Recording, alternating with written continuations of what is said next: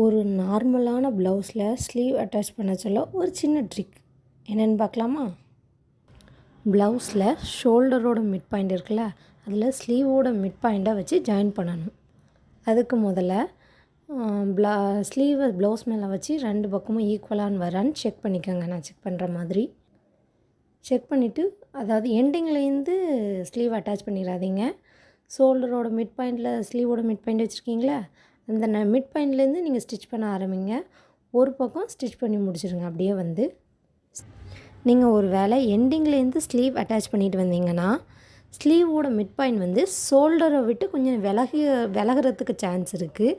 ஆனால் இந்த முறையில் நீங்கள் ட்ரை பண்ண சொல்ல நம்ம நடுவில் இருந்து தான் ஸ்டிச் பண்ணவே ஆரம்பிக்கிறோம். அதனால் ஸ்லீவோட மிட் பாயிண்ட்டும் ஷோல்டரும் கரெக்டாக அட்டாச் பண்ணிடலாம். இப்போ இதே மாதிரி ஸ்லீவில் சென்டர் பாயிண்ட்டுக்கு இன்னொரு பக்கத்தையும் ஜாயின் பண்ணிக்கணும். ஜாயின் பண்ண சொல்ல இம்பார்ட்டன்ட் என்னென்னா, ப்ளவுஸை வந்து நம்ம வளைக்கக்கூடாது.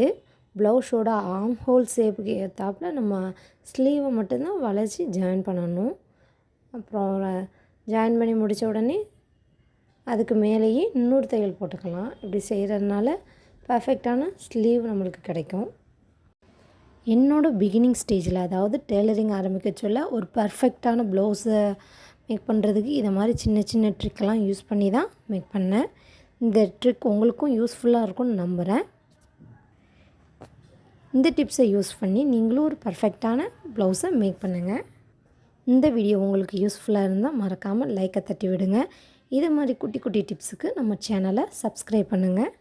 இதே மாதிரி நம்ம வீடியோவில் பட்டி இன்விசிபிளான பட்டி எப்படி ஜாயின் பண்ணணும்னு ஷார்ட்ஸ் அப்லோட் பண்ணியிருக்கோம். அதையும் செக் பண்ணி பாருங்கள். தேங்க்யூ.